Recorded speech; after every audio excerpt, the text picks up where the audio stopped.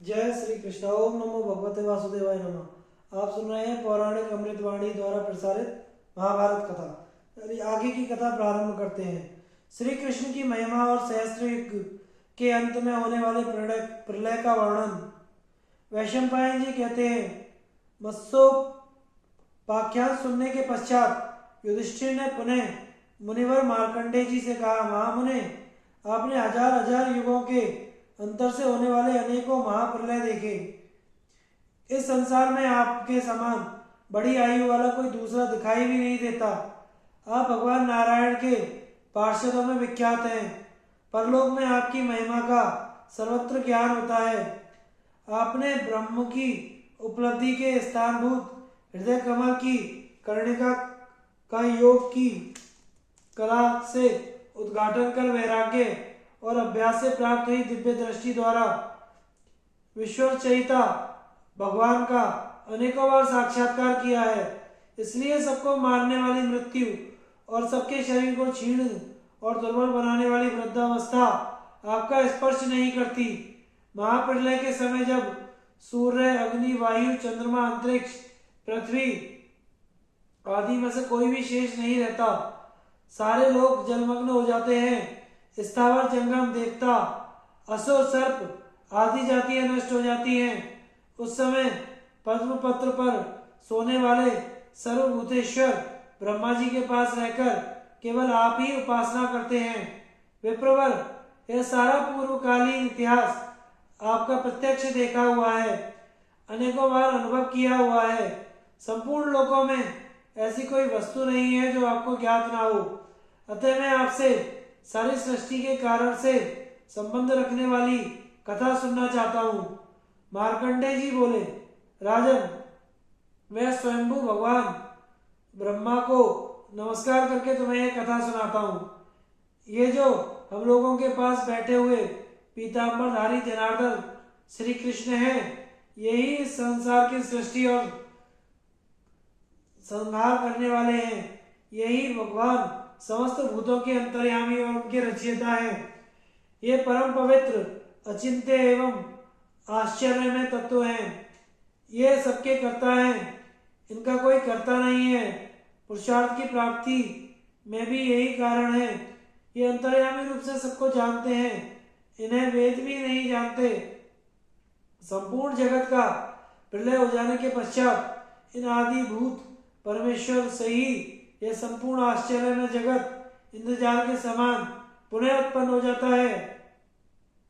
4000 दिव्य वर्षों का एक सतयुग बताया गया है। उतने ही 400 वर्ष उसकी संध्या और संध्यांश के होते हैं। इस प्रकार कुल 4800 दिव्य वर्ष सतयुग के हैं। 3000 दिव्य वर्षों का त्रेता युग होता है तथा 300 दिव्य वर्ष उसकी संध्या और संध्यांश होते हैं। इस प्रकार यह युग 3600 दिव्य वर्षों का होता है। द्वापर का मान 2000 दिव्य वर्ष का है और उतने ही 200 दिव्य वर्ष उसकी संध्या और संध्यांश के हैं। अतः सब मिलकर 2400 दिव्य वर्ष द्वापर के हैं। कलयुग का मान है 1000 दिव्य वर्ष, उसकी संध्या और संध्यांश के मान भी 100 दिव्य वर्ष है। इस प्रकार कलयुग 1200 दिव्य वर्षों का होता है। कलयुग के क्षीण हो जाने पर पुनः सतयुग का आरंभ होता है। इस प्रकार 12000 दिव्य वर्षों की एक चतुर्युगी होती है। 1000 चतुर्युगी बीतने पर ब्रह्मा का एक दिन होता है। यह सारा जगत ब्रह्मा के दिन भर रहता है और दिन समाप्त होने पर नष्ट हो जाता है। इसी को विश्व का प्रलय कहते हैं। सहस्त्र युग की समाप्ति में जब थोड़ा सा ही समय शेष रह जाता है, उस समय कलयुग के अंतिम भाग में प्राय सभी मनुष्य मिथ्यावादी हो जाते हैं। ब्राह्मण शूद्रों के कर्म करते हैं, शूद्र वैश्यों की भांति धन संग्रह करने लगते हैं अथवा क्षत्रियों के कर्मों से जीविका चलाने लगते हैं। ब्राह्मण यज्ञ, स्वाध्याय, दंड और नरकचर्म आदि का त्याग कर देते हैं। भक्ष्य को का विचार छोड़कर सब कुछ भक्षण करते हैं तथा जप से दूर भागते हैं। शूद्र गायत्री के जप को अपनाते हैं। इस प्रकार जब लोगों के विचार व्यवहार विपरीत हो जाते हैं तो प्रलय का पूर्व रूप आरंभ हो जाता है। पृथ्वी पर मलेच्छों का राज्य हो जाता है। महान पापी असत्यवादी आंध्र शक पुलिंद यवन और अभीर जातियों के लोग राजा होते हैं। ब्राह्मण क्षत्रिय और वैश्य सभी अपने अपने धर्म को त्याग कर दूसरे वर्णों का कर्म करने लगते हैं। सबकी आयु बल वीर और पराक्रम घट जाते हैं। मनुष्य नाटे कद के होने लगते हैं। उनकी बातचीत में सत्य का अंश बहुत कम होता है। उस समय की स्त्रियां भी नाटे कद वाली और बहुत बच्चे पैदा करने वाली होती हैं। उनमें शील और सदाचार नहीं रहता। गांव गांव में अन्न बिकने लगता है। ब्राह्मण वेद बेचते हैं। स्त्रियां वेश्यावृत्ति करने लगती हैं। गौएं बहुत कम दूध देती हैं। वृक्षों में फूल फल बहुत कम लगते हैं और उन पर अच्छे पक्षियों के बदले अधिकतर कौए ही बसेरा कर लेते हैं। ब्राह्मण लोग लोभवश पाप की राजाओं से भी दक्षिणा ले लेते हैं और झूठे धर्म का ढोंग रचते हैं। भिक्षा मांगने के बहाने दसों दिशाओं में घूम घूम कर चोरी करते हैं। गृहस्थ भी अपने ऊपर टैक्स का भार बढ़ जाने से इधर उधर चोरी करते फिरते हैं। ब्राह्मण मुनियों का वेश बनाकर वैश्यावृत्ति से जीविका चलाते हैं तथा मदिरा पीते और गुरु पत्नी के साथ व्यभिचार करते हैं जिनसे शरीर में मांस और रक्त बढ़े। उन लौकिक कार्यों को ही करते हैं। दुर्बल होने के भय से व्रत और तपस्या का नाम नहीं लेते। उस समय ना तो समय पर वर्षा होती है ना ही बोए बीज ठीक तरह से जमते हैं। लोग बनावटी तौल नाप से व्यापार करते हैं तथा व्यापारी बड़े कपटी होते हैं। राजन, कोई पुरुष विश्वास कर धरोहर की रीति से उनके यहाँ धन रखते हैं तो वे पापी निर्लज्ज उस धरोहर को हड़प जाने के प्रयत्न करते हैं और उससे कह देते हैं हमारे यहाँ तुम्हारा कुछ भी नहीं है। स्त्रियां पति को धोखा देकर नौकरों के साथ व्यभिचार करती हैं। वीर पुरुषों की स्त्रियां भी अपने स्वामी का परित्याग करके दूसरों का आश्रय लेती हैं। इस प्रकार जब सहस्त्र युग पूरे होने को आते हैं तो बहुत से वर्षों तक वृष्टि बंद हो जाती है। इससे थोड़ी शक्ति वाले प्राणी भूख से व्याकुल होकर मर जाते हैं। इसके बाद 7 सूर्यों का बहुत प्रचंड तेज बढ़ता है। वे सातों सूर्य नदी और समुद्र आदि में जो पानी होता है उसे भी सोख लेते हैं। उस समय जो भी कण तृण काष्ठा अथवा सूखे गीले पदार्थ होते हैं वे सभी भस्मीभूत दिखाई देने लगते हैं। इसके बाद संवर्तक नाम की प्रलयकालीन अग्नि वायु के साथ संपूर्ण लोक में फैल जाती है। पृथ्वी का भेदन कर वह अग्नि रसातल में पहुंच जाती है। इससे देवता दानव यक्षों को महान भय पैदा हो जाता है। वह नागलोक को जलाकर इस पृथ्वी के नीचे जो कुछ भी है उन सबको क्षण भर में नष्ट कर देती है। इसके बाद अशुभकारी वायु और वह अग्नि देवता असुर गंधर्व यक्ष सर्प राक्षस आदि से युक्त समस्त विश्व को ही जलाकर भस्म कर डालते हैं। फिर आकाश में मेघों की घनघोर घटा घिर आती है। बिजली कौंधने लगती है। भयंकर गर्जना होती है। उस समय इतनी वर्षा होती है कि वह भयानक अग्नि शांत हो जाती है। ये मेघ 12 वर्ष तक वर्षा करते रहते हैं। इससे समुद्र मर्यादा छोड़ देते हैं। पर्वत फट जाते हैं और पृथ्वी जल में डूब जाती है। तत्पश्चात पवन के वेग से आपस में ही टकराकर ये मेघ भी नष्ट हो जाते हैं। इसके बाद ब्रह्मा जी उस प्रचंड पवन को पीकर उस एकाणु के जल में शयन करते हैं। उस समय देवता असुर यक्ष राक्षस तथा अन्य चराचर जीवों का नाश हो जाता है। केवल मैं ही उस एकाएक उठती हुई लहरों के थपेड़े खाता हुआ इधर उधर भटकता रहता हूँ। मार्कंडे द्वारा बाल मुकुंद का दर्शन और उनकी महिमा का वर्णन। मार्कंडे जी कहते हैं, राजा युधिष्ठिर, एक समय की बात है जब मैं एकार्णव के जल में सावधानी पूर्वक बड़ी देर तक तैरता तैरता बहुत दूर जाकर थक गया तो विश्राम लेने लायक कोई भी सहारा न रहा। तब किसी समय उस अनंत जलराशि में मैंने एक बड़ा सुंदर और विशाल वट का वृक्ष देखा। उसकी चौड़ी शाखा पर एक नैनाभिराम श्याम सुंदर बालक बैठा था। उसका मुख कमल के समान कोमल और चंद्रमा के समान नेत्रों को आनंद देने वाला था और उसकी आंखें खिले हुए कमल के समान विशाल थी। राजन, उसे देखकर मुझे बड़ा आश्चर्य हुआ। सोचने लगा, सारा संसार तो नष्ट हो गया, फिर यह बालक यहाँ कैसे सो रहा है। मैं भूत भविष्य वर्तमान तीनों कालों का ज्ञाता हूँ, तो भी अपने तपोबल से भली भांति ध्यान लगाने पर भी उस बालक को ना जान सका। तब वह बालक, जिसकी 80 पुष्प के समान श्याम सुंदर कांति थी, जिसके वक्षस्थल पर श्रीवत्स शोभा पा रहा था, मेरे कानों में अमृत उड़ेलता हुआ सा तब बोला, मार्कंडे, मैं जानता हूँ तुम बहुत थक गए हो और विश्राम लेने की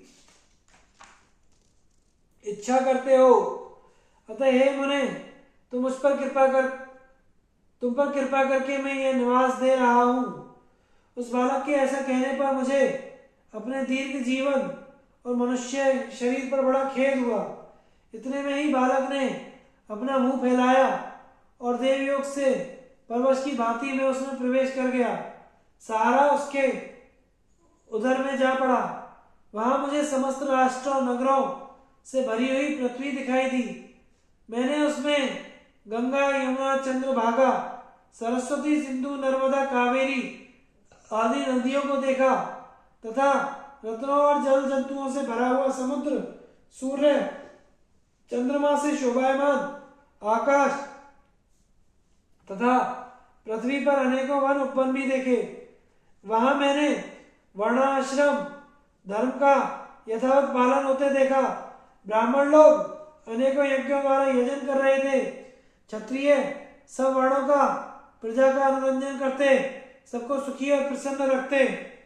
वैश्य लोग न्यायपूर्वक खेती का काम और व्यापार कर रहे थे और शूद्र तीनों द्विजातियों की सेवा में संलग्न थे। तदनंतर उस महात्मा के उदर में भ्रमण करता हुआ जब मैं आगे बढ़ा तो हिमवान, हेमकूट, निषद, श्वेतगिरी, गंधमादन, मंदराचल, नीलगिरी, मेरु, विंध्याचल, मलय, पारियात्र आदि जितने भी पर्वत हैं सब मुझे दिखाई पड़े।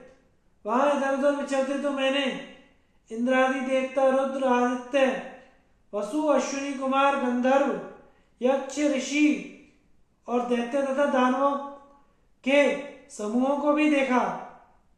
कहां तक कहूं, इस पृथ्वी पर जो कुछ भी चराचर जगत मेरे देखने में आया था वह सब उस बालक के उदर में मुझे दिख पड़ा। मैं प्रतिदिन फलाहार करता और घूमता रहता। इस प्रकार 100 वर्ष तक विचरता रहा, परंतु कभी उसके शरीर का अंत न मिला। अंत में मैंने मन वाणी से उस वरदायक दिव्य बालक की शरण ली। बस ऐसा ही उसने अपना मुंह खोला और मैं वायु के वेग से अकस्मात ही उसके मुख से बाहर आ गया। देखा तो वह अमित तेजस्वी बालक पहले की भांति सारे विश्व को अपने उदर में रखकर उसी वट वृक्ष की शाखा पर विराजमान है। मुझे देखकर उस महाकांति वाले पीतांबर धारी बालक ने प्रसन्न होकर मुस्कुराते हुए कहा, मार्कंडे, मैं पूछता हूं, तुमने मेरे शरीर में अब विश्राम तो कर लिया है ना? तुम थके से जान पड़ते हो। उस अतुलित तेजस्वी बालक के असीम प्रभाव को देखकर मैंने उसके लाल लाल तलुओं और कोमल अंगुलियों से सुशोभित दोनों सुंदर चरणों को मस्तक से छूकर प्रणाम किया। फिर विनय से हाथ जोड़कर प्रयत्न पूर्वक उसके पास जाकर सर्वभूता अंतरात्मा कमल नयन भगवान के दर्शन किए। उनसे कहने लगा, भगवान, मैंने आपके शरीर के भीतर प्रवेश कर वहां समस्त चराचर जगत को देखा है। प्रभु, बताइए तो, आप इस विराट विश्व को इस प्रकार उदर में धारण कर यहाँ बालक के वेश में क्यों विराजमान है? सारा संसार आपके उदर में किस लिए स्थित है? कब तक आप इस रूप में रहेंगे? इस प्रकार मेरी प्रार्थना सुनकर वे वक्ताओं में श्रेष्ठ देवदेव परमेश्वर मुझे सांत्वना देते हुए बोले, विप्रवर, देवता भी मेरे स्वरूप को ठीक ठीक नहीं जानते। मैं प्रेम से तुम्हें जिस प्रकार इस जगत की रचना करता हूँ वह बताता हूँ। तुम पितृ भक्त हो, तुमने महान ब्रह्मचर्य का पालन किया है। इसके सिवा तुम मेरी शरण में आए हो, इसी से तुम्हें मेरे इस स्वरूप का दर्शन हुआ है। पूर्व काल में मैंने ही जल का नारा नाम रखा था। वह नारा मेरा अहम वास स्थान है, इसलिए मैं नारायण के नाम से विख्यात हूँ। मैं सबकी उत्पत्ति का कारण, सनातन और अविनाशी हूँ। संपूर्ण भूतों की सृष्टि और संहार करने वाला भी मैं ही हूँ, तथा ब्रह्मा, विष्णु, इंद्र, कुबेर, शिव, सोम, प्रजापति, कश्यप, दाता, विधाता और यज्ञ भी मैं ही हूँ। अग्नि मेरा मुख है, पृथ्वी चरण है, चंद्रमा और सूर्य नेत्र है, द्युलोक मेरा मस्तक है, आकाश और दिशाएं मेरे कान हैं। यह जल मेरे शरीर के पसीने से प्रकट हुआ है। वायु मेरे मन में स्थित है। पूर्व काल में पृथ्वी जब जल में डूब गई थी तो मैंने ही वाराह रूप धारण करके इसे जल से बाहर निकाला था। ब्राह्मण मेरा मुख, क्षत्रिय दोनों भुजाएं,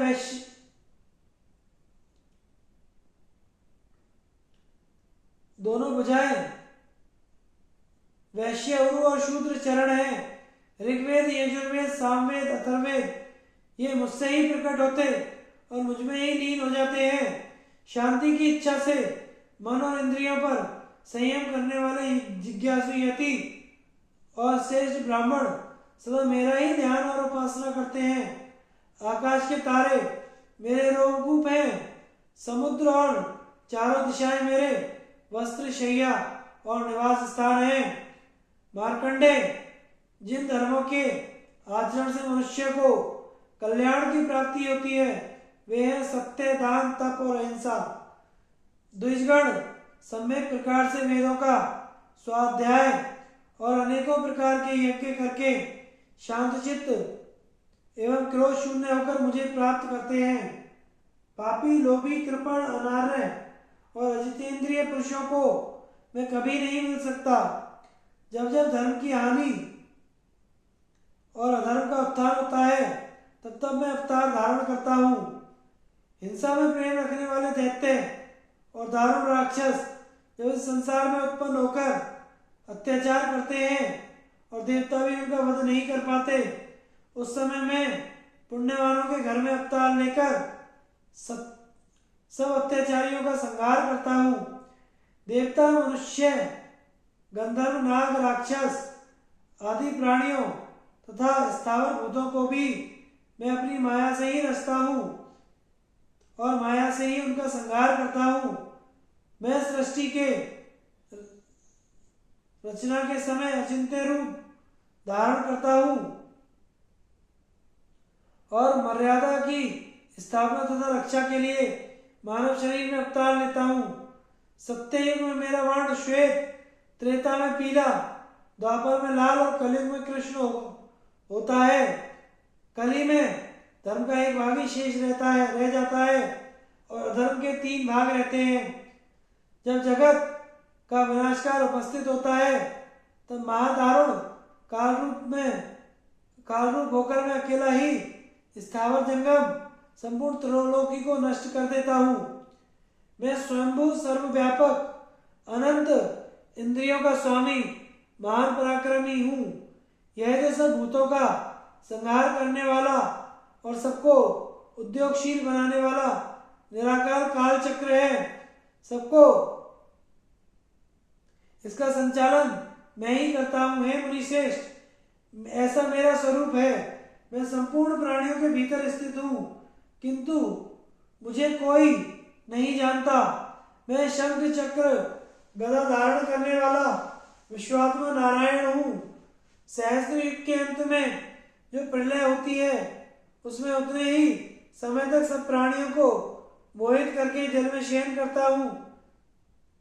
यद्यपि मैं बालक नहीं हूँ, फिर भी जब तक ब्रह्मा नहीं जागता तब तक बालक रूप धारण करके यहाँ रहता हूँ। विप्रवर, इस प्रकार मैंने तुमसे अपने स्वरूप का उपदेश दिया है, जिसको जानना देवता और असुरों के लिए भी कठिन है। जब तक भगवान ब्रह्मा का जागरण ना हो तब तक तुम श्रद्धा और विश्वास पूर्वक सुख से विचरते रहो। ब्रह्मा के जागने पर मैं उनसे एकीभूत होकर आकाश, वायु, तेज, जल, पृथ्वी तथा अन्य चराचर भूतों की सृष्टि करूंगा। युधिष्ठिर, यह कहकर वे परम अद्भुत भगवान बालमुकुंद अंतर ध्यान हो गए। इस प्रकार मैंने सहस्त्र युगी के अंत में यह आश्चर्यजनक प्रलय लीला देखी। उस समय जिन परमात्मा का मुझे दर्शन हुआ था, ये तुम्हारे संबंधी श्री कृष्णचंद्र ही हैं। इन्हीं के वरदान से मेरी स्मरण शक्ति कभी क्षीण नहीं होती और मृत्यु मेरे वश में रहती है। ये वृषणी वंश में उत्पन्न हुए श्री कृष्ण वास्तव में पुराण पुरुष परमात्मा हैं। इनका स्वरूप अचिंत्य है, तो भी ये हमारे सामने लीला करते हुए से दिख रहे हैं। ये ही इस विश्व की सृष्टि, पालन और संहार करने वाले सनातन पुरुष हैं। इनके वक्षस्थल में श्री वस्त्र का चिन्ह है। ये गोविंद ही प्रजापतियों के भी पति है। इन्हें यह देखकर मुझे इस घटना की स्मृति हो आई है। पांडवों, ये माधव ही आपके माता पिता हैं। तुम इन्हीं की शरण में जाओ, यही सबको शरण देने वाले हैं।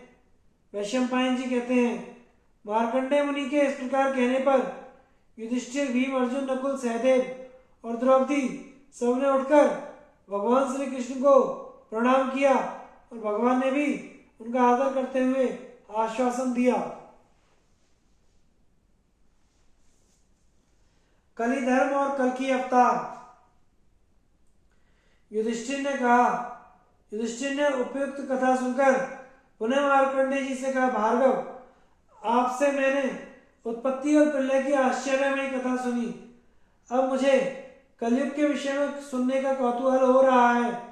कली में जब संपूर्ण धर्मों का उच्छेद हो जाएगा, उसके बाद क्या होगा? कलयुग में मनुष्यों के पराक्रम कैसे होंगे? उनके आहार विहार का स्वरूप क्या होगा? लोगों की आयु कितनी होगी? पहनावे कैसे होंगे? कलयुग के किस सीमा तक पहुंचने पर पुनः सतयुग आरंभ हो जाएगा? मुनिवर, इन बातों को आप विस्तार के साथ बताइए, क्योंकि आपके कहने का ढंग ही बड़ा विचित्र है। युधिष्ठिर के इस प्रकार पूछने पर मार्कंडेय जी ने श्री कृष्ण और पांडवों से पुनः कहा, राजन, कलिकाल आने पर इस जगत का भविष्य कैसा होगा, इस विषय में मैंने जैसा सुना और अनुभव किया है वह सब तुम्हें बताता हूँ। ध्यान देकर सुनो। सतयुग में धर्म अपने संपूर्ण रूप में प्रतिष्ठित होता है। उसमें छल कपट दंभ नहीं होता। उस समय धर्म रूपी वृषभ के चारों चरण मौजूद रहते हैं। त्रेता युग में एक अंश में अधर्म अपना पैर जमा लेता है। इससे धर्म का एक पैर क्षीण हो जाता है, फिर 3 ही पैरों से वह स्थिर रहता है। द्वापर में धर्म आधा ही रह जाता है। आधे में अधर्म आकर मिल जाता है। फिर तमो में कलयुग के आने पर 3 अंशों से इस जगत पर अधर्म का आक्रमण होता है और चौथाई अंश में ही धर्म रह जाता है। सतयुग के बाद जो दूसरा युग आता जाता है त्यों तो मनुष्यों की आयु वीर्य बुद्धि बल और तेज का ह्रास होता जाता है। युधिष्ठिर, कलयुग में ब्राह्मण क्षत्रिय वैश्य और शूद्र सभी जातियों के लोग भीतर कपट रखकर धर्म का आचरण करेंगे। मनुष्य धर्म का जाल रचकर लोगों को अधर्म में फंसाएंगे। अपने को पंडित मानने वाले लोग सत्य का गला घोटेंगे। सत्य की हानि होने से उनकी आयु थोड़ी हो जाएगी। आयु की कमी के कारण वे पूर्ण विद्या का उपार्जन नहीं कर सकेंगे। विद्याहीन होने से अज्ञानी मनुष्यों को लोभ दबा देगा। लोभ और क्रोध के वशीभूत हुए मूढ़ मनुष्य कामनाओं में आसक्त होने लगेंगे। इससे उनमें आपस में वैरभाव बढ़ेगा। फिर वे एक दूसरे के प्राण लेने की घात में लगे रहेंगे। ब्राह्मण क्षत्रिय वैश्य ये आपस में संतानोत्पादन करके वर्ण संकर हो जाएंगे। ये सभी तप और सत्य का परित्याग करके शूद्र के समान हो जाएंगे। कलयुग के अंत में संसार की ऐसी ही दशा होगी। वस्त्रों में सन के बने हुए वस्त्रों को अच्छा समझा जाएगा। दानों में कोलों की प्रशंसा होगी। उस समय पुरुषों की केवल स्त्रियों से मित्रता होगी। लोग मछली मांस खाएंगे और बकरी भेड़ का दूध पिएंगे। गौ का तो दर्शन दुर्लभ हो जाएगा। लोग एक दूसरे को लूटेंगे। नास्तिक और चोर होंगे। पशुओं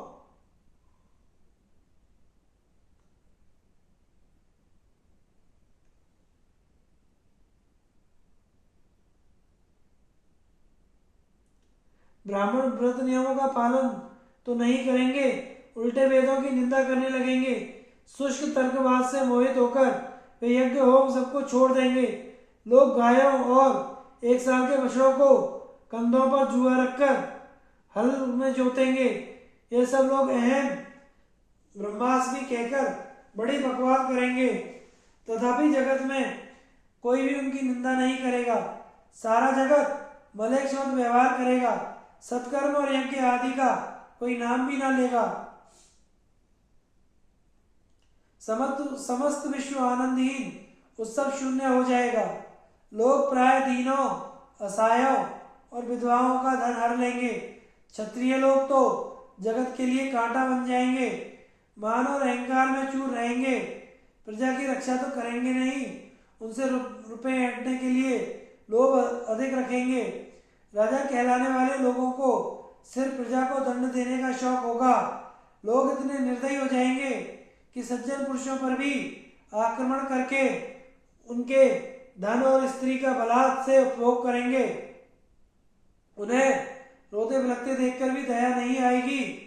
ना तो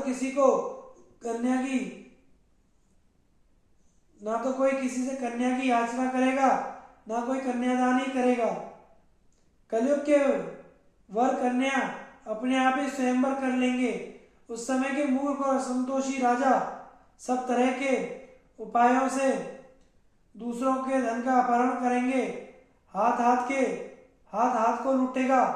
अपने सगे संबंधी ही संपत्ति का हरण करने वाले हो जाएंगे। ब्राह्मण क्षत्रिय और वैश्यों का नाम भी नहीं रह जाएगा। सब एक जाति हो जाएंगे। भक्ष्य का विचार छोड़कर सब लोग एक सा ही आहार करेंगे। स्त्री और पुरुष सब स्वेच्छाचारी होंगे। वे एक दूसरे के कार्य और विचार को सहन नहीं करेंगे। श्राद्ध और तर्पण उठ जाएगा। ना कोई किसी का उपदेश सुनेगा, ना कोई किसी का गुरु होगा। सब अज्ञान में डूबे रहेंगे। उस समय मनुष्य की अधिक से अधिक आयु 16 वर्ष होगी। 5-6 वर्ष की कन्याएं गर्भवती होकर संतान उत्पन्न करेंगी। 7-8 वर्ष की उम्र वाले पुरुष स्त्री समागम करके संतानोत्पादन करने लगेंगे। अपने पति से स्त्री, अपनी स्त्री से पति संतुष्ट न होंगे। दोनों ही अतृप्त रहकर परपुरुष और पर स्त्री सेवन करेंगे। व्यापार में क्रय विक्रय के लोभ के कारण सभी सबको ठगेंगे। क्रिया के तत्व को न जानकर भी उसे करने में प्रवृत्त होंगे। सभी स्वभावतः क्रूर और एक दूसरे पर अभियोग लगाने वाले होंगे। लोग बगीचे और वृक्षों को काट डालेंगे। इसके लिए उनके हृदय में तनिक भी पीड़ा नहीं होगी। प्रत्येक मनुष्य के जीवन पर भी संदेह हो जाएगा। लोभी मनुष्य ब्राह्मणों की हत्या करके उनसे धन छीन कर भागेंगे। शूद्रों से पीड़ित हुए द्विज भी वैसे हाहाकार करने लगेंगे। सताए हुए ब्राह्मण नदी और पर्वतों का आश्रय लेंगे। दुष्ट राजाओं के कारण प्रजा सर्वदा टैक्स के भारी भार से दबी रहेगी। शूद्र धर्म का उपदेश करेंगे और ब्राह्मण उनकी सेवा में रहेंगे। उनके उपदेशों को प्रमाणित बताएंगे। समस्त लोक का व्यवहार विपरीत और उलट पुलट हो जाएगा।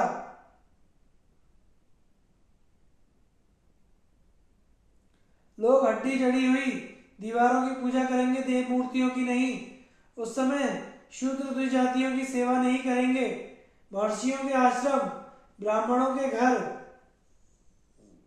देवस्थान, धर्मसभा आदि सभी स्थानों की भूमि हड्डियों से चढ़ी हुई होगी। देव मंदिर कहीं नहीं होंगे। यही सब युगांत की पहचान है। जिस समय अधिकांश मनुष्य धर्महीन, मांसभोजी और शराब पीने वाले होंगे, उसी समय इस युग का अंत होगा।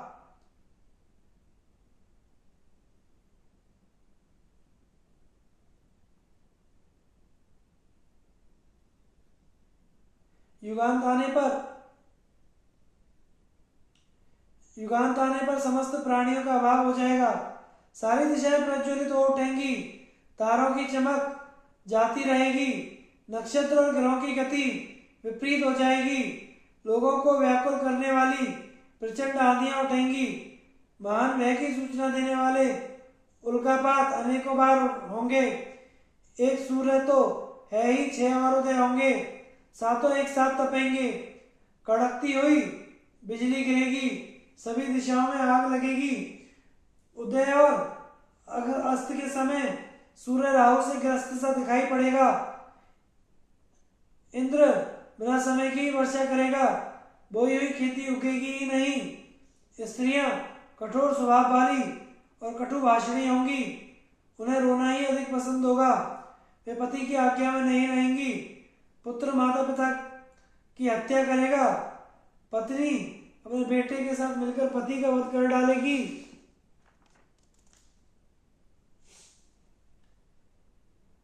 अमावस्या के बिना ही सूर्य ग्रहण लगेगा। पथिकों को मांगने पर कहीं अन्न, जल या ठहरने के लिए स्थान नहीं मिलेगा। सब ओर से कोरा जवाब पाकर निराश होकर रास्ते पर ही पड़े रहेंगे। कौए, हाथी, पशु पक्षी और मृग आदि युगांत के समय बड़ी कठोर वाणी बोलेंगे।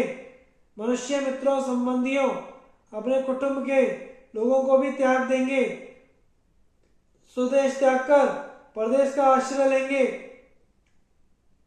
सभी लोग हाथ हाथ हा बेटा इस प्रकार दर्द भरी पुकार मचाते हुए भूमंडल में भटकते हुए फिरेंगे। युगांत में संसार की यही अवस्था होगी। उस समय एक बार इस लोक का संहार होगा। इसके पश्चात कालांतर में सतयुग का आरंभ होगा। क्रमशः ब्राह्मण आदि वर्ण शक्तिशाली होंगे। लोक के अभ्युदय के लिए पुनः देव की अनुकूलता होगी। जब सूर्य, चंद्रमा, बृहस्पति एक ही राशि में एक ही पुष्य नक्षत्र पर एकत्रित होंगे, उस समय सतयुग का प्रारंभ होगा। फिर तो मेघ समय समय पर पानी बरसाएंगे। नक्षत्रों में तेज आ जाएगा। ग्रहों की गति अनुकूल हो जाएगी। सबका मंगल होगा और सुभिक्ष आरोग्य का विस्तार होगा। उस समय काल की प्रेरणा से शंबल नाम का ग्राम के अंतर्गत विष्णु यशा नाम के ब्राह्मण के घर में एक बालक उत्पन्न होगा। उसका नाम होगा कल्कि विष्णु यशा। वह ब्राह्मण कुमार बहुत ही बलवान और बुद्धिमान पराक्रमी होगा। मन के द्वारा चिंतन करते ही उसके पास इच्छानुसार वाहन, अस्त्र शस्त्र, योद्धा, कवच उपस्थित हो जाएंगे। वह ब्राह्मणों की सेना साथ लेकर संसार में सर्वत्र फैले हुए मलेच्छों का नाश कर डालेगा। वही सब दुष्टों का नाश करके सतयुग में प्रवेश करेगा। धर्म के अनुसार विजय प्राप्त कर वह चक्रवर्ती राजा होगा और इस संपूर्ण जगत को आनंद प्रदान करेगा। मार्कंडेय जी का युधिष्ठिर के लिए धर्मोपदेश। वैशंपायन जी कहते हैं, तदंतर राजा युधिष्ठिर ने मार्कंडेय जी से पूछा, मुने, प्रजा का पालन करते समय मुझे किस धर्म का आचरण करना चाहिए? मेरा व्यवहार और बर्ताव कैसा हो जिससे मैं स्वधर्म से भ्रष्ट ना हो जाऊं? राजन, तुम सब प्राणियों मार्कंडेय जी बोले, राजन, तुम सब प्राणियों पर दया करो, सबका हित साधन करने में लगे रहो, किसी के गुणों में दोष ना देखो, सदा सत्य भाषण करो, सबके प्रति विनीत और कोमल बने रहो, इंद्रियों को वश में रखो, प्रजा की रक्षा में सदा तत्पर रहो, धर्म का आचरण और अधर्म का त्याग करो, देवताओं और पितरों की पूजा करो। यदि असावधानी के कारण किसी के मन में कोई विपरीत व्यवहार हो जाए तो उसे अच्छे प्रकार के दान से संतुष्ट करो। मैं सबका स्वामी हूं, ऐसा अहंकार कभी ना आने दो। तुम अपने को सदा पराधीन समझते हो। तात युधिष्ठिर, मैंने तुम्हें यह जो धर्म बताया है इसका भूतकाल में भी धर्मात्मा पुरुष पालन करते रहे हैं, भविष्य में भी इसका पालन आवश्यक है। तुम्हें तो मालूम ही है, क्योंकि इस पृथ्वी पर भूत या भविष्य ऐसा कुछ नहीं होता तो जो तुम्हें ज्ञात ना हो।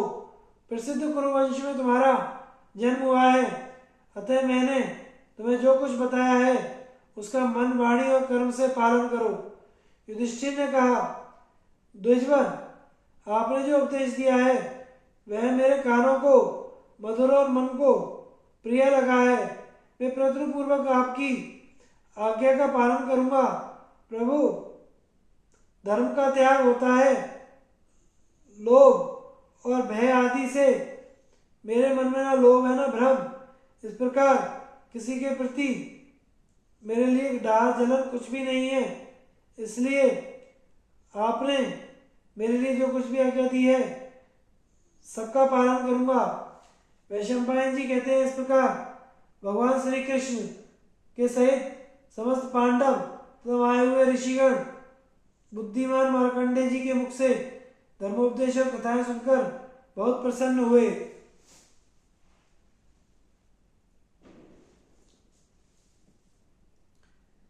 इंद्र और भग मुनि का संवाद। इसके बाद धर्मराज युधिष्ठिर ने मार्कंडेय जी से निवेदन किया, मुनिवर, सुनने में आता है कि बक और दानव ये दोनों महात्मा चिरंजीवी हैं और देवराज इंद्र की इनसे मित्रता है।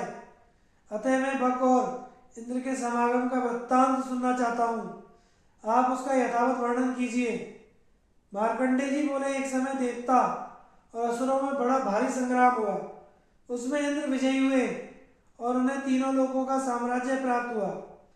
उस समय पर भली भांति वर्षा होने के कारण खेती की उपज अधिक होती थी। प्रजा को कोई रोग नहीं होता था और सब लोग अपने धर्म में स्थित रहते थे। सबके दिन बड़े चैन से बीत रहे थे। एक दिन की बात है, देवराज इंद्र अपनी प्रजा को देखने के लिए ऐरावत पर चढ़कर निकले। वे पूर्व दिशा में समुद्र के समीप एक सुंदर और सुखद स्थान पर, जहाँ हरे भरे वृक्षों की पंक्ति शोभा दे रही थी, आकाश से नीचे उतरे। वहाँ एक बहुत ही सुंदर आश्रम था जहाँ बहुत से मृग और पक्षी दिखाई पड़ते थे। उस रमणीक आश्रम में इंद्र ने बक मुनि का दर्शन किया और बक भी देवराज इंद्र को देखकर मन में बहुत प्रसन्न हुए और उन्हें बैठने का आसन देकर पाद्य अर्घ्य फल मूल आदि के द्वारा उनका पूजन आतिथ्य सत्कार किया। तत्पश्चात इंद्र ने बक मुनि से इस प्रकार प्रश्न किया, ब्राह्मण, आपकी उम्र 1,00,000 वर्ष की हो गई, अपने अनुभव से बताइए, अधिक काल तक जीवित रहने वालों को क्या क्या दुख देखना पड़ता है। बक ने कहा, अप्रिय मनुष्यों के साथ रहना पड़ता है, प्रिय मनुष्यों के मर जाने से उनके वियोग का दुख सहते हुए जीवन बिताना पड़ता है और कभी कभी दुष्ट मनुष्यों का संग भी प्राप्त होता रहता है। चिरंजीवी मनुष्यों के लिए इससे बढ़कर और क्या दुख होगा। अपनी आंखों के सामने स्त्री और पुत्रों की मृत्यु होती है, भाई बंधु मित्रों का सदा के लिए वियोग होता है, जीवन निर्वाह के लिए पराधीन होकर रहना पड़ता है, दूसरे लोग तिरस्कार करते हैं, इससे बढ़कर दुख और क्या हो सकता है। इंद्र ने पूछा, मुने, अब यह बताइए, चिरंजीवी मनुष्यों को सुख किस बात में है। बक ने कहा, जो अपने परिश्रम से उपार्जन करके घर में केवल साग बनाकर खाता है मगर दूसरों के अधीन नहीं है, उसे ही सुख है। दूसरों के सामने दीनता ना दिखाकर अपने घर में फल और साग का भोजन करना ही अच्छा है, परंतु दूसरे के घर का तिरस्कार सहकर प्रतिदिन मीठा पकवान खाना भी अच्छा नहीं है। यही सत्पुरुषों का विचार है। जो दूसरे का अन्न खाना चाहता है वह कुत्ते की भांति अपमान का टुकड़ा पाता है।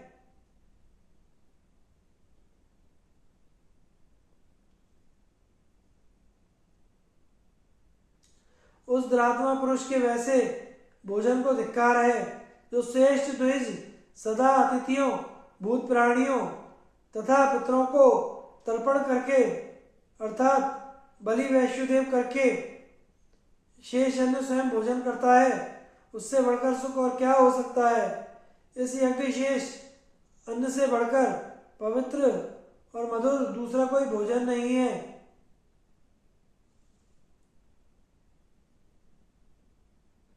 जो सदा अतिथियों को जिमाकर स्वयं पीछे भोजन करता है, उसके अन्न के जितने ग्रास अतिथि ब्राह्मण भोजन करता है उतने ही 1000 गौओं का दान पुण्य उस दाता को होता है तथा उसके द्वारा युवा अवस्था में जो पाप हुए होते हैं वे सब नष्ट हो जाते हैं।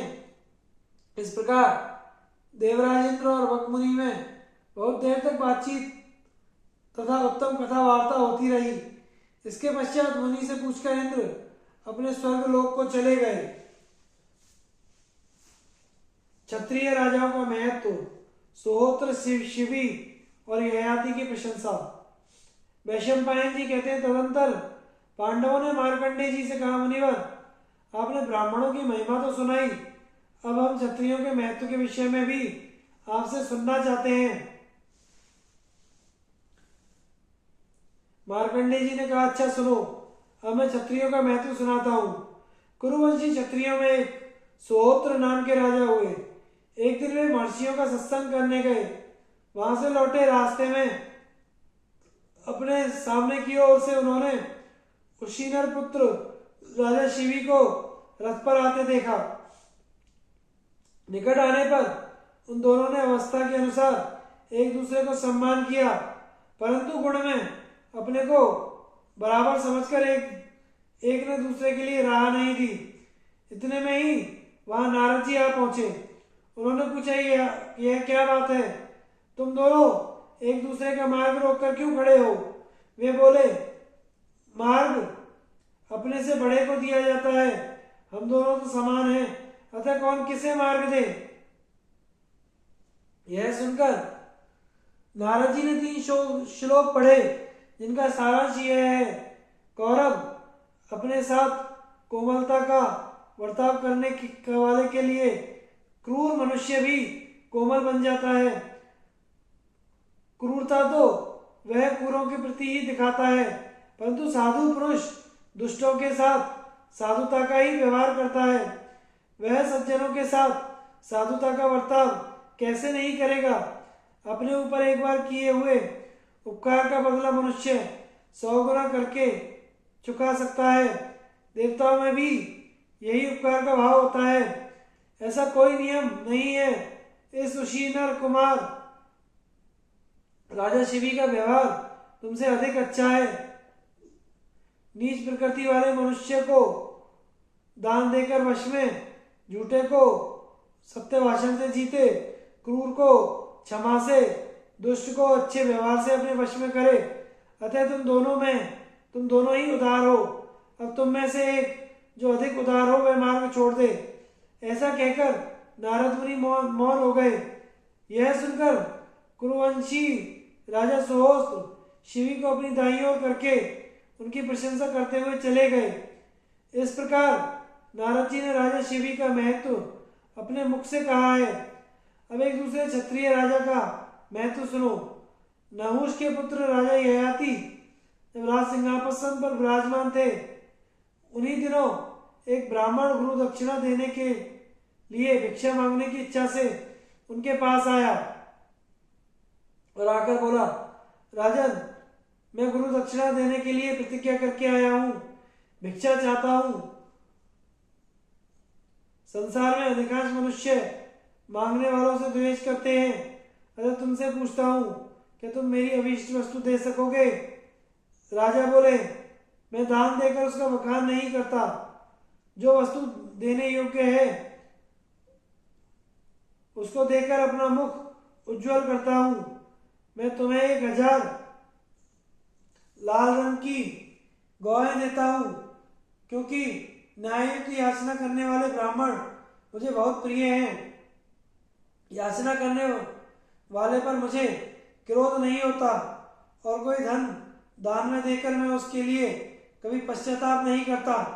ऐसा कहकर राजा ने ब्राह्मण को 1000 गौएं दी और उन्होंने वह दान स्वीकार कर लिया। राजा शिवी का चरित्र।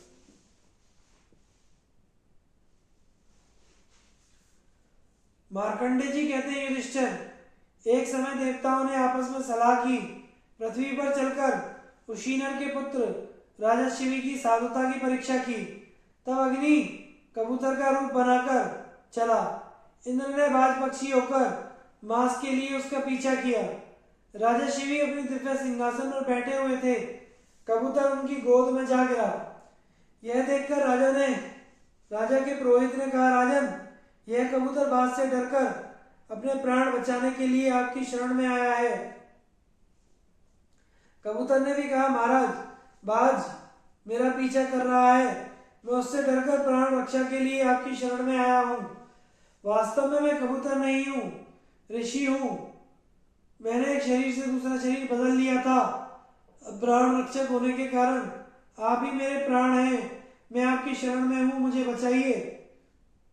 मुझे ब्रह्मचारी समझिए। वेदों का स्वाध्याय करके मैंने अपना शरीर दुर्बल किया है। मैं तपस्वी और जितेंद्रिय हूं। आचार्य के प्रतिकूल कोई बात नहीं करता। मैं सर्वदा निष्पाप और निरपराध हूं। अतः मुझे बाज के हवाले ना करें। अब बाज बोला, राजन, इस कबूतर को लेकर मेरे काम में विघ्न न डालें। राजा कहने लगे, ये बाज और कबूतर जितनी शुद्ध संस्कृत वाणी बोलते हैं, वैसी क्या कभी किसी ने पक्षी के मुंह से सुनी है? मैं किस प्रकार इन दोनों का स्वरूप जानकर उचित न्याय करूं? जो मनुष्य अपनी शरण में आए भयभीत प्राणी को उसके शत्रु के हाथ में दे देता है, उसके देश में समय पर अच्छी वर्षा नहीं होती, उसके बोए हुए बीज भी नहीं जमते और वह कभी संकट के समय अपनी रक्षा करना चाहता है तो उसे कोई रक्षक नहीं मिलता। उसकी संतान बचपन में ही मर जाती है। उसके पितरों को पितृलोक में रहने का स्थान नहीं मिलता। वह स्वर्ग में जाने पर वहां से नीचे धकेल दिया जाता है। इंद्र आदि देवता उसके ऊपर वज्र का प्रहार करते हैं। इसलिए मैं प्राण त्याग कर दूंगा, पर कबूतर नहीं दूंगा। बाज, अब तुम व्यर्थ कष्ट मत उठाओ। कबूतर को मैं किसी तरह नहीं दे सकता। इस कबूतर को देने के बाद इस कबूतर को देने के सिवा और जो भी तुम्हारा प्रिय कार्य हो बताओ, उसे मैं पूर्ण करूंगा। बाज बोला, राजन, अपनी दाई जांघ से मांस काटकर इस कबूतर के बराबर तोलो। जितना मांस चाहे वही मुझे अर्पण कर दो। ऐसा कहने पर कबूतर की रक्षा हो सकती है। तब राजा ने अपनी दाई जंघा से मांस का टुकड़ा काटकर उस तराजू पर रखा, किंतु वह कबूतर के बराबर नहीं हुआ। फिर दूसरी बार रखा तो भी कबूतर का पलड़ा भारी रहा। इस प्रकार क्रमशः उन्होंने अपने सभी अंगों का मांस काटकर तराजू पर चढ़ा दिया, फिर भी कबूतर ही भारी रहा। तब राजा स्वयं ही तराजू पर चढ़ गए। ऐसा करते समय उनके मन में तनिक भी कलेश नहीं हुआ। यह देखकर बाज बोल उठा, हो गई कबूतर की रक्षा, और वह वहीं अंतर्ध्यान हो गया।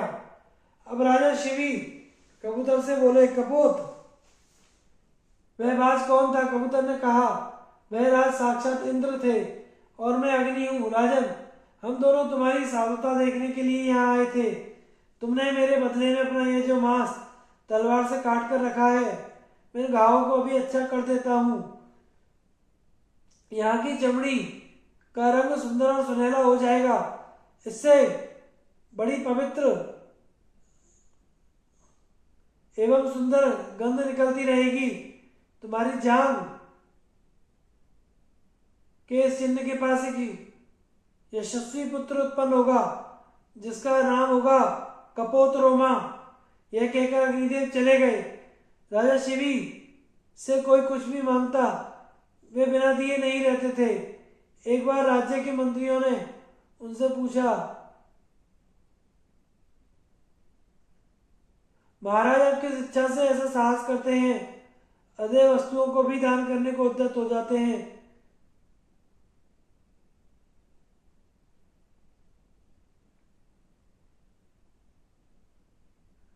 राजा बोले, नहीं, मैं यश की कामना से तो ऐश्वर्य के लिए दान नहीं करता, भोगों की अभिलाषा से भी नहीं। धर्मात्मा पुरुषों ने इस मार्ग का सेवन किया है, अतः मेरा भी यह कर्तव्य है।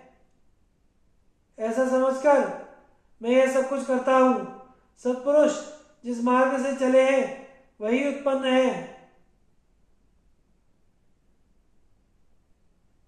वही उत्तम है। यही सोचकर मेरी बुद्धि उत्तम पथ का श्रेय लेती है।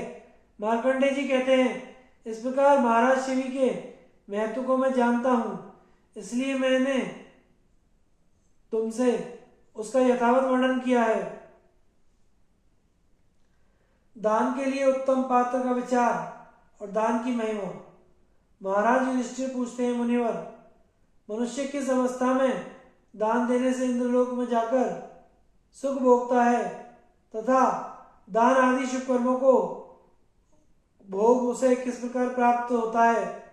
मार्कंडे जी बोले, जो पुत्रहीन है, जो धार्मिक जीवन व्यतीत नहीं करते, जो सदा दूसरों की ही रसोई में भोजन किया करते हैं तथा जो केवल अपने लिए ही भोजन बनाते हैं, देवता और अतिथिगण को तर्पण नहीं करते, इन चार प्रकार के मनुष्यों का जन्म व्यर्थ है। जो वानप्रस्थ या संन्यास आश्रम से पुनः गृहस्थ आश्रम में लौट आया हो, उसको दिया हुआ दान अन्याय से कमाए हुए धन का दान व्यर्थ है। इसी प्रकार पतित मनुष्य, चोर, ब्राह्मण, मिथ्यावादी, गुरु, पापी, कृतज्ञ, ग्राम याजक, वेद का विक्रय करने वाले, शूद्र से यज्ञ कराने वाले, आचार्यहीन ब्राह्मण, शूद्रोपति एवं स्त्री समूह को दिया हुआ दान भी व्यर्थ है।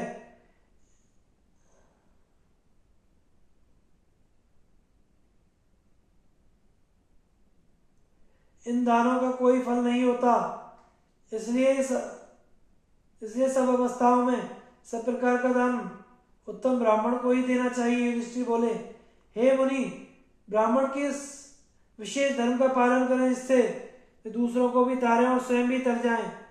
मार्कंडेय जी ने कहा, ब्राह्मण जप मंत्र पाठ होम स्वाध्याय वेदाध्ययन द्वारा वेद में ही नौका का निर्माण करते हैं, जिसके सहारे वे दूसरों को भी तारते हैं और स्वयं भी तर जाते हैं। जो ब्राह्मणों को संतुष्ट करता है उस पर समस्त देवता प्रसन्न होते हैं।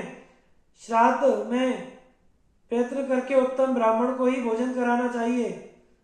जिनके शरीर का रंग घृणा उत्पन्न करता हो, जिनके नख गंदे रहते हो, जो कोड़ी कपटी हो, पिता की जीवित अवस्था में माता के व्यभिचार से उत्पन्न हुए हो, अथवा जिनका जन्म विधवा माता के गर्भ से हुआ हो, और जो पीठ पर तरकस बांधे क्षत्रिय वृत्ति से जीविका चलाते हो, ऐसे ब्राह्मणों को श्राद्ध में यत्न पूर्वक त्याग दें, क्योंकि उनको जिमाने से श्राद्ध निंदित हो जाता है और निंदित श्राद्ध यजमान को उसी प्रकार नष्ट कर देता है जैसे अग्नि काष्ठ को जला डालती है। किंतु हे राजन, अंधे गूंगे बहरे आदि जिनको शास्त्र में वर्जित बतलाया गया है, उनको वेद पारंगत ब्राह्मण के साथ श्राद्ध में निमंत्रण दे सकते हैं। युधिष्ठिर, अब मैं तुम्हें यह बताता हूं कैसे व्यक्ति को दान देना चाहिए। जो संपूर्ण शास्त्रों का विद्वान हो, अपने को दाता को तारने की शक्ति रखता हो, ऐसे ब्राह्मण को दान देना चाहिए। अतिथियों को भोजन देने का बहुत बड़ा महत्व है। उन्हें भोजन कराने से अग्निदेव जितने संतुष्ट होते हैं, उनका संतोष उन्हें अवश्य हवन करने और फूल चंदन चढ़ाने से भी नहीं होता। अतः तुम्हें अतिथियों को भोजन देते रहने का सदा ही प्रयत्न करना चाहिए। जो लोग दूर से आए हुए अतिथि के पैर धोने के लिए जल, उजाले के लिए दीपक, भोजन के लिए अन्न, रहने के लिए स्थान देते हैं, उन्हें कभी यजमान के पास नहीं जाना पड़ता। कपिला गौ का दान करने से मनुष्य निस्संदेह सब पापों से मुक्त हो जाता है। अतः अच्छी तरह सजाई हुई कपिला गौ ब्राह्मणों को दान करनी चाहिए। दान पात्र ब्राह्मण क्षेत्रीय, श्रोत्रिय, नित्य अग्निहोत्र करता हो, दरिद्रता के कारण जिन्हें स्त्री और पुत्रों का तिरस्कार सहना पड़ता हो, जिनसे अपना कोई उपकार न होता हो, ऐसे लोगों को ही गौदान करनी चाहिए, धनवानों को नहीं। एक बात और ध्यान रखने की बात है, एक गौ एक ही ब्राह्मण को देनी चाहिए, बहुत से ब्राह्मणों को नहीं, क्योंकि एक ही गौ यदि बहुतों को दी गई तो वे उसे बेचकर उसकी कीमत बांट लेंगे। दान की हुई गौ यदि बेची जाएगी तो वह दाता की 3 पीढ़ियों तक को हानि पहुंचाएगी। जो लोग कंधे पर जुआ उठाने में समर्थ बलवान बैल ब्राह्मण को दान करते हैं, वे दुख और क्लेशों से मुक्त हो जाकर स्वर्गलोक जाते हैं। जो विद्वान ब्राह्मणों को भूमि दान करते हैं, उन दाताओं के पास सभी मनोवांछित भोग अपने आप पहुंच जाते हैं। अन्नदान का महत्व तो सबसे बढ़कर है। यदि कोई दीन दुर्बल पथिक थका मांदा भूखा प्यासा धूल भरे पैरों से आकर किसी से पूछे कि कहीं अन्न मिल सकता है और कोई उसे अन्नदाता का पता बता दे, तो उस मनुष्य को भी अन्नदान का पुण्य मिलता है, इसमें तनिक भी संदेह नहीं। इसलिए युधिष्ठिर, तुम अन्य प्रकार के दानों की अपेक्षा अन्नदान पर विशेष ध्यान दिया करो, क्योंकि इस जगत में अन्नदान के समान अद्भुत पुण्य और किसी दान का नहीं है। जो अपने शरीर के अनुसार ब्राह्मण को उत्तम अन्नदान करता है, वह उस पुण्य के प्रभाव से प्रजापति लोक को प्राप्त होता है। वेदों में अन्न को प्रजापति कहा गया है। प्रजापति संवत्सर माना गया है। संवत्सर यज्ञ रूप है। यज्ञ में सबकी स्थिति है। यज्ञ से ही समस्त चराचर प्राणी उत्पन्न होते हैं। इस प्रकार अन्न ही सब पदार्थों में श्रेष्ठ है। जो लोग अधिक पानी वाले तालाब, ओखरे खुदवाते हैं, बावड़ी और कुएं बनवाते हैं, दूसरों के रहने के लिए धर्मशालाएं तैयार कराते हैं, अन्नदान करते और मीठी वाणी बोलते हैं, उन्हें यमराज की बात कभी नहीं सुननी पड़ती। यमलोक का मार्ग और वहां इस लोक में किए हुए दान का उपयोग। वैशंपायन जी कहते हैं, यमराज का नाम सुनकर भाइयों सहित धर्मराज युधिष्ठिर के मन में बड़ा कौतूहल हुआ। उन्होंने महात्मा मार्कंडेय जी से इस प्रकार प्रश्न किया, मुनिवर अब यह बताइए कि इस मनुष्य लोक से यमलोक कितनी दूरी पर है, कैसा है, कितना बड़ा है, क्या उपाय करने से मनुष्य उससे बच सकता है। मार्कंडेय जी बोले, धर्मात्मा में श्रेष्ठ युधिष्ठिर, तुमने यह बहुत गूढ़ प्रश्न किया है। यह बड़ा ही विचित्र पवित्र है, धर्म सम्मत और ऋषियों के लिए भी आदरणीय है। सुनो, मैं तुम्हारे प्रश्न का उत्तर देता हूं। इस मनुष्य लोक और यमलोक में 86,000 योजन का अंतर है। उसके मार्ग में सुनसान आकाश मात्र है। वह देखने में बड़ा भयानक दुर्गम है। वह ना तो वृक्षों की छाया है, ना ही पानी, और ना ही कोई ऐसा स्थान है जहां रास्ते का थका हुआ जीव क्षण भर के लिए विश्राम कर सके। यमराज की आज्ञा से दूत यहाँ आते हैं और पृथ्वी पर रहने वाले सभी जीवों को बलपूर्वक पकड़ ले जाते हैं। जो लोग यहाँ ब्राह्मणों के को नाना प्रकार के घोड़े आदि वाहन दान किए होते हैं, वे उस मार्ग पर उन्हीं वाहनों से जाते हैं। छत्र दान करने वाले मनुष्यों को उस समय छत्र मिलता है जब वे धूप से बचकर चलते हैं। अन्नदान करने वाले जीव वहां तृप्त होकर यात्रा करते हैं। जिन्हें अन्नदान नहीं किया वे भूख का कष्ट सहते हुए चलते हैं। वस्त्र देने वाला कपड़े पहनकर चलता है। भूमि का दान करने वाला सब कामनाओं से तृप्त होकर बड़े आनंद से यात्रा करता है। शस्य अनाज दान करने वाले सुख से जाते हैं और मकान बनवाकर देने वाले दिव्य विमान से बड़े आराम से यात्रा करते हैं। पानी दान करने वालों को वहां प्यास का कष्ट नहीं होता। दीप दान करने वाले के लिए अंधेरे में चलते समय प्रकाश का प्रबंध होता है। गोदान करने वाले सब पापों से मुक्त होते हैं, अतः वे भी सुख से यात्रा करते हैं। जिन्होंने 1 मास तक उपवास व्रत किया है वे हंसों से जुते हुए विमानों पर बैठकर यात्रा करते हैं। 6 रात तक उपवास करने वाले लोग मयूरों के विमान से जाते हैं। 3 रात तक जो एक समय भोजन करते हैं वे अक्षय लोगों को प्राप्त होते हैं। जल देने का प्रभाव तो बहुत ही अलौकिक है। प्रेत लोक में जल बहुत सुख देने वाला होता है। मरने पर जिनके लिए जल दिया जाता है उन पुण्य आत्माओं के लिए यमलोक के मार्ग में पुष्पोदका नाम की नदी बनी हुई है। वे उस शीतल और सुधा के समान मधुर जल पीते हैं। जो पापी जीव है उनके लिए यह पीप सी हो जाती है। इस प्रकार यह नदी सब कामनाओं को पूर्ण करने वाली है। अतः हे राजन, तुम्हें भी इन ब्राह्मणों का विधिवत पूजन करना चाहिए।